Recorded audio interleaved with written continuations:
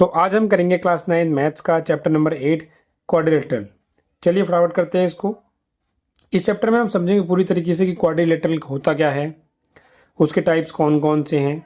ये चीज़ आपको पहले अपने बचपन में भले ही करी होगी, लेकिन ज़रूरी नहीं आपको अभी तक याद हो या ना हो। याद हो चाहे ना हो, उसको आप पूरी तरह से भूल जाइए और आराम से जो चीज़ मैं समझा रहा हूँ उसको बस समझिए। ठीक है, जो मैं समझाऊंगा यहाँ पे ये आपका जो आगे एक्सरसाइज आएगी 8.1 8.2 उसमें ये आपका सारा काम आने वाला है। तो चलिए करते हैं फटाफट से। तो चैप्टर की स्टार्टिंग में हमारा सबसे पहला जो सवाल है वो ये है कि क्वाड्रिलेटरल होता क्या है। तो quadrilateral is a close shape. कैसी शेप होती है?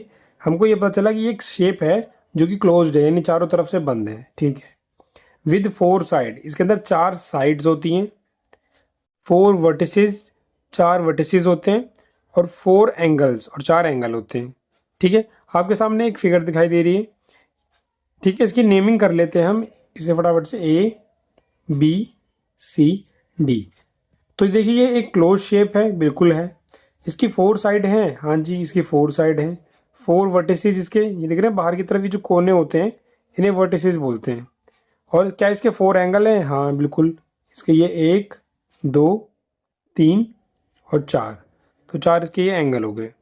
तो क्वाड्रिलेटरल आपको अब अच्छे समझ में आ गया हो। क्वाड्रिलेटरल क्या होता है कि ऐसी शेप जो चारों तरफ से बंद हो, उसकी 4 साइड्स हो, 4 वर्टिसेस हो और चारों एंगल हो, तो उसे हम क्या बोलते हैं? क्वाड्रिलेटरल। ठीक है, अब क्या समझेंगे हम टाइप्स ऑफ क्वाड्रिलेटरल।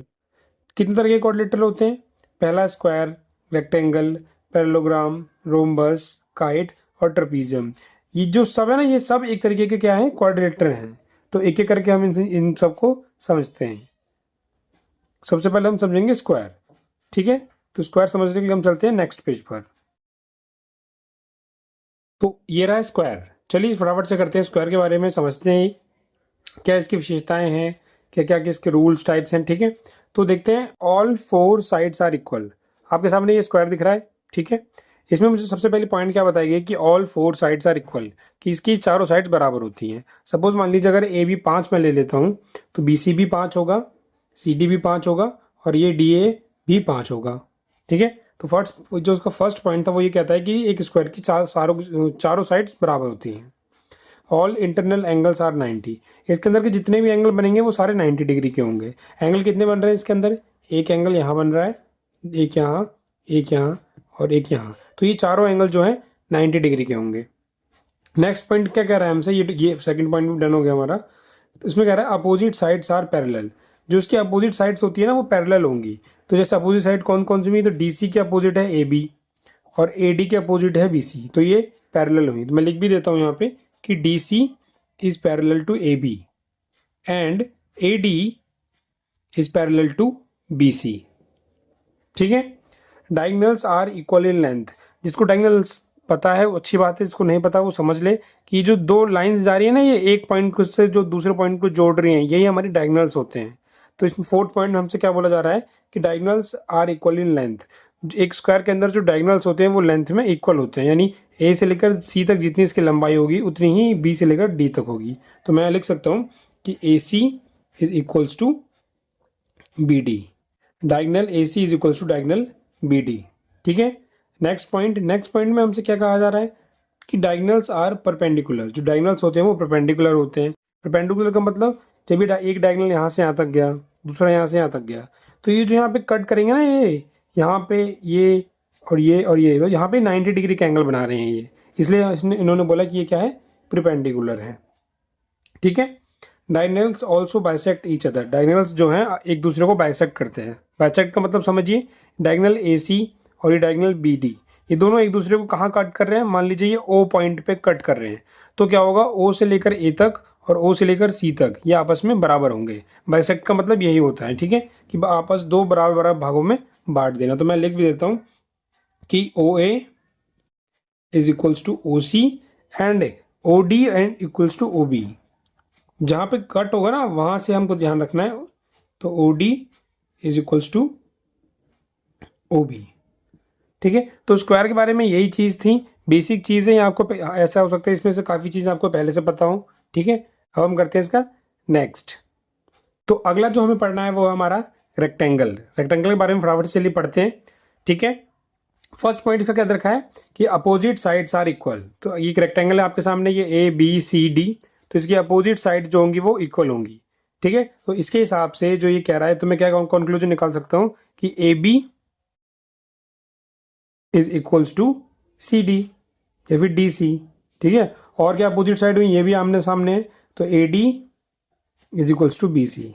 तो ये इसका फर्स्ट पॉइंट बोल रहा है। सेकंड पॉइंट क्या कह रहा है, ऑल इंटरनल एंगल्स आर 90। इसके अंदर भी जितने एंगल बनेंगे वो भी 90 डिग्री के होंगे, जैसे स्क्वायर में 90 के थे। तो ये और ये चारों एंगल 90 डिग्री के होंगे। Opposite sides are parallel. ठीक है, तो अपोजिट साइड कौन कौन सी हुई, जैसे ए बी के अपोजिट है डी सी, तो मैं लिख सकता हूँ यहाँ पे कि A B is parallel to D C, और इधर ए डी के अपोजिट है बी सी, तो मैं लिख दूंगा A D is parallel to B C. ठीक है, fourth point, diagonals are equal in length. जो डायगोनल्स होते हैं वो लेंथ में बराबर होते हैं। डायगोनल्स इसका एक पॉइंट से दूसरे, मतलब एक एंगल से दूसरे एंगल को जोड़ा, फिर एक एंगल से दूसरे एंगल को जोड़ा, तो हमारे ये डायगोनल्स बन गए। और ये क्या है, ये हमारे लेंथ में बराबर है।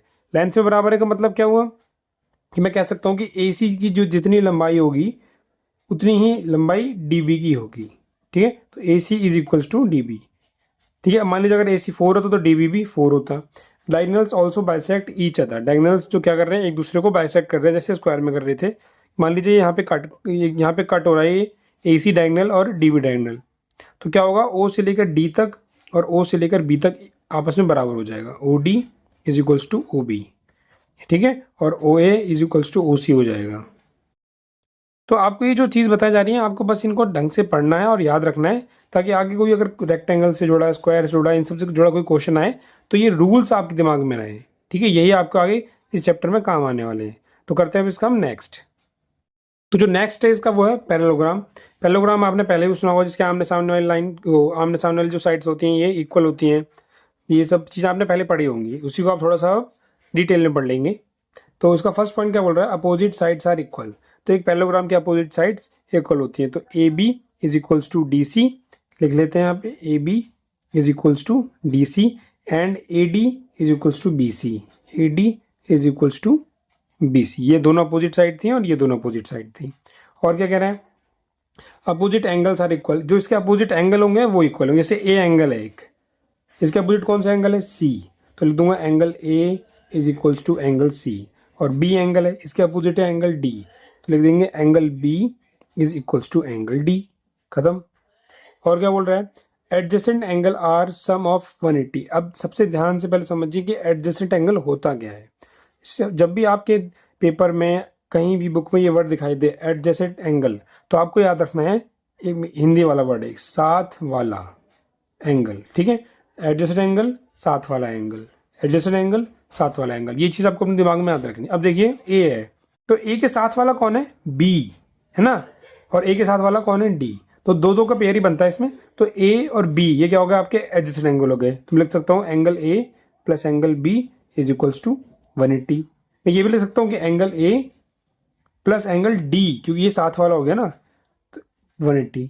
क्या मैं ये लिख सकता हूँ angle A plus angle C, नहीं, क्योंकि ये साथ वाला नहीं हुआ, ये तो एक छोड़ के दूसरा है ना अब। तो और क्या हो सकता है, एंगल बी एंगल सी 180 हो सकते हैं, एंगल सी और एंगल डी 180 हो सकते हैं, एंगल डी और ए ये 180 हो सकते हैं। तो हमेशा जो साथ वाले एंगल होते हैं उसकी बात हो रही है यहाँ पे। नेक्स्ट है डायगोनल्स बाइसेक्ट ईच अदर। जो इसके डायगोनल्स होंगे, ठीक है, यहाँ से यहाँ तक एक डायगोनल और यहाँ से यहाँ तक ये दूसरा डायगोनल, ये एक दूसरे को बाइसेक्ट करेंगे। मान लीजिए यहाँ पे ओ पे बाइसेक्ट कर रहे हैं, तो वही बात अब तक तो आपको याद हो चुका होगा कि O D is equals to इसका आधा ओ बी, और यहाँ पे भी O A is equals to O C. तो कुछ चीज़ें जो है काफ़ी सिमिलर है, क्योंकि ये है तो, चाहे इनका नाम अलग हो, कोई स्क्वायर हो, कोई रेक्टेंगल हो, कोई पैरेललोग्राम हो, लेकिन सब क्या है बेसिकली, है तो एक क्वाड्रिलेटरी। ठीक है, करते हैं इसका नेक्स्ट। तो नेक्स्ट है इसका रोम्बस। ठीक है, फिगर आपके सामने बनी हुई है, पढ़ते हैं। फर्स्ट पॉइंट क्या दे रखा है, ऑल साइड्स आर इक्वल। सारी साइड्स जो होती हैं इसमें बराबर होती हैं। A B is equals to C, B C is equals to C D is equals to D A. अगर ए बी 5 है तो बी सी भी 5 होगा, सी डी भी 5 होगा और डी ए भी 5 हो जाएगा। तो इससे क्या पता चलता है कि इसकी सारी साइड्स बराबर हैं। और अपोजिट एंगल्स आर इक्वल, ये एंगल ए है, इसके अपोजिट एंगल सी, तो यानी क्या हो गया, angle A is equals to angle C. Angle B के अपोजिट है एंगल डी, तो angle B is equals to angle C. ठीक है, adjacent angles are sum of 180, अभी बिल्कुल पीछे समझाया, बिल्कुल सेम चीज़ है। एडजेसेंट एंगल यानी ए डी लिख के बता देता हूँ आपको। Angle A plus angle B is equals to 180, इनका सम जो है 180 होगा। एंगल बी प्लस सी भी बोल सकता हूँ मैं, क्योंकि दोनों साथ में ही हैं। एंगल सी प्लस डी भी कहा जा सकता है, C plus D is equals to 180। और एंगल डी प्लस ए भी कहा जा सकता है कि D plus A is equals to 180। Diagonals are perpendicular, इसके डायगनल्स एक यहाँ से यहाँ, ये दोनों एंगल्स को मिला लिया, ये दोनों मैंने डायगनल बन गए। तो डायगनल्स क्या होंगे? परपेंडिकुलर होंगे। जहाँ भी ये कट करेंगे, यहाँ कट कर रहे हैं इस वाले पॉइंट पे, इस वाले पॉइंट पे, और यहाँ, तो ये 90 डिग्री का एंगल बनाएंगे। ठीक है, यहाँ भी 90 होगा, यहाँ भी 90, यहाँ भी 90 और यहाँ भी 90 डिग्री। परपेंडिकुलर का मतलब यही होता है। और diagonals are also bisectors, diagonal क्या है? बाइसेक्टर हैं। जो अब तक हम पढ़ते हैं कि सपोज कीजिए यहाँ पे ये ओ पे कट रहा है, तो ओ से लेकर डी तक, ओ से लेकर बी तक, और ओ से लेकर ए तक, ओ से लेकर सी तक ये बराबर होंगे, है ना। तो O D is equals to O B, क्यों? क्योंकि ये डायगनल बाइसेक्ट कर रहे हैं। ठीक है, ओ A is equals to O सी। ये अब चीज़ आपको क्वेश्चन में काम आएगी, जब आपको बोला जाएगा ना कि ये प्रूफ करके दिखाइए, तो आप कह सकते हैं कि हाँ डायगनल बाइसेक्टर है, इसलिए O D is equals to O B है और O A is equals to O C है। तो ये चीज़ आपको क्वेश्चन में काम आने वाली है, तो उसे अच्छे से याद रखें। नेक्स्ट करते हैं इसका। हमारी जो अगली फिगर है वो है काइट। देखते हैं काइट हमसे क्या कह रही है कि फर्स्ट पॉइंट है इसका, pair of adjacent sides are equal. मतलब एडजेसेंट साइड्स कौन सी हुई? पहले तो आप ध्यान से सुनिए, बी डी और बी ए, ये क्या हुई? एडजेसेंट एंगल हुए। वैसे ही सी डी और सी ए, ये भी एक तरीके से क्या हुए? एडजेसेंट एंगल हुए। तो इनके पेयर जो है, पेयर कैसे बनेगा? एक एडजेसेंट एंगल ये है और एक ये है, तो दोनों को मिला दे तो पेयर बन गया, तो बन गया बी ए।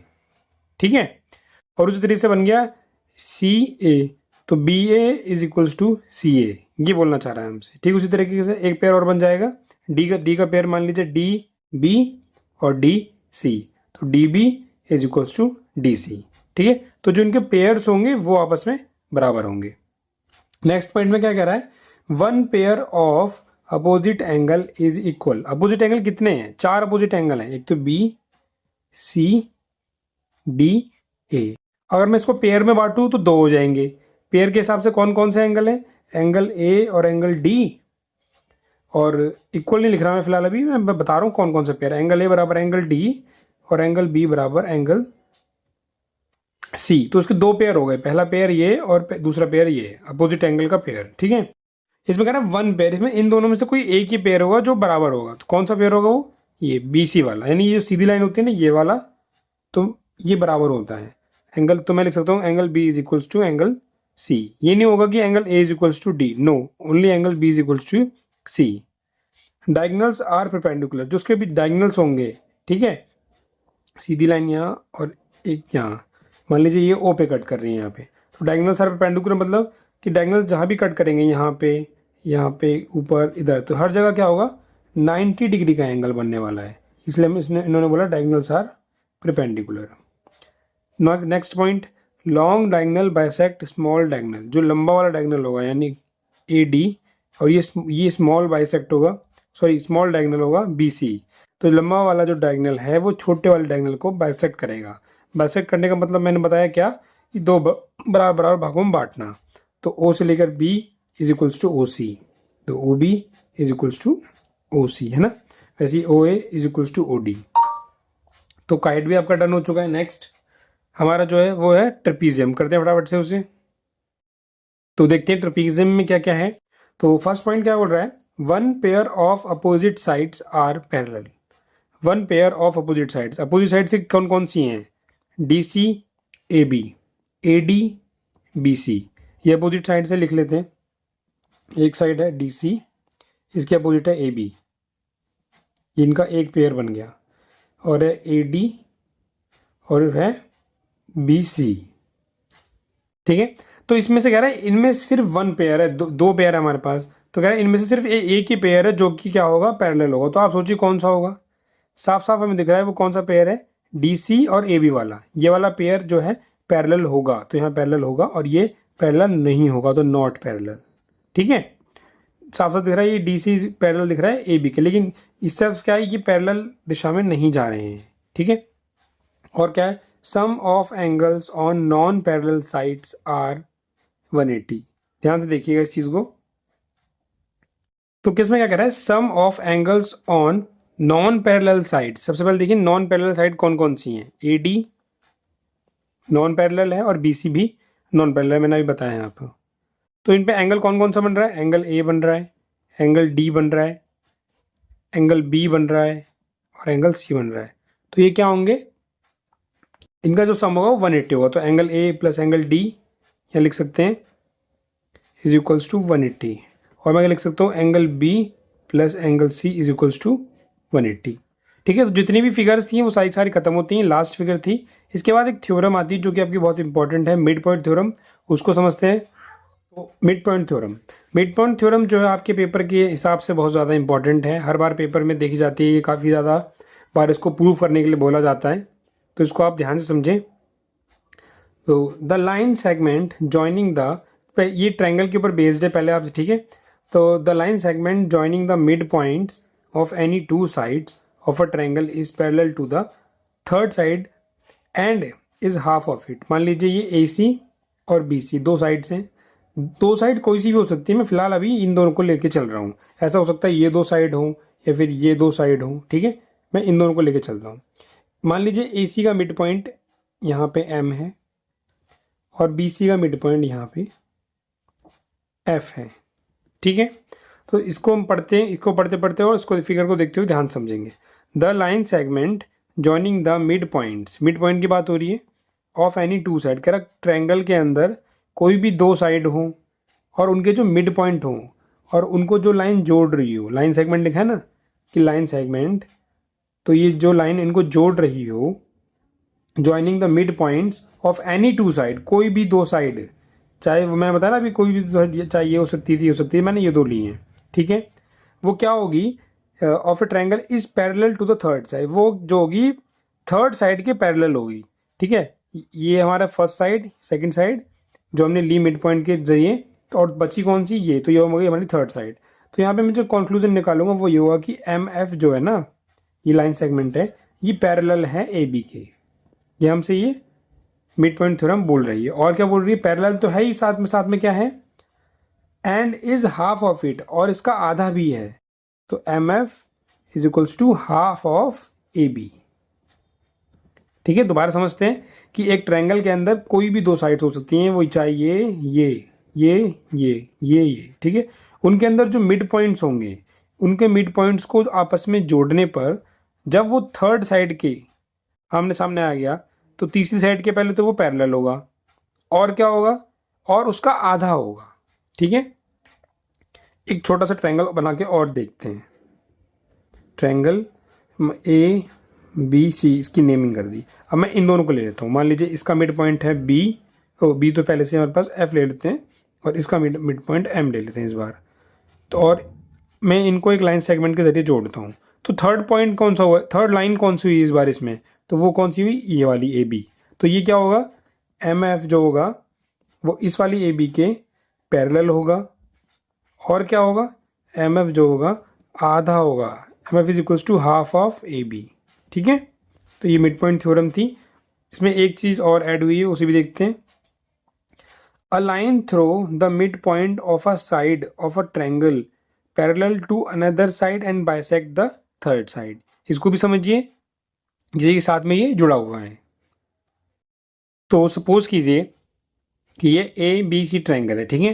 तो इसको वो जैसे उसको समझा वैसे हम इसको समझेंगे। मैं ये डेफिनेशन पढ़ूंगा और उसके साथ साथ समझाते जाऊंगा।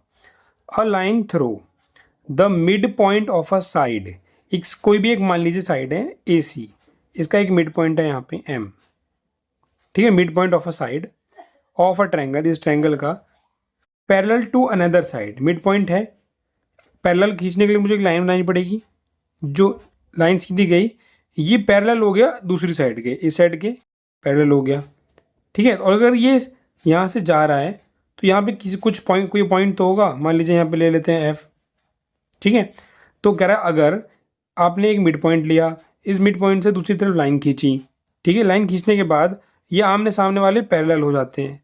अगर ये पैरेलल हो जाते हैं तो क्या होगा, ये क्या करेगा कि थर्ड साइड को बाइसेक्ट करेगा।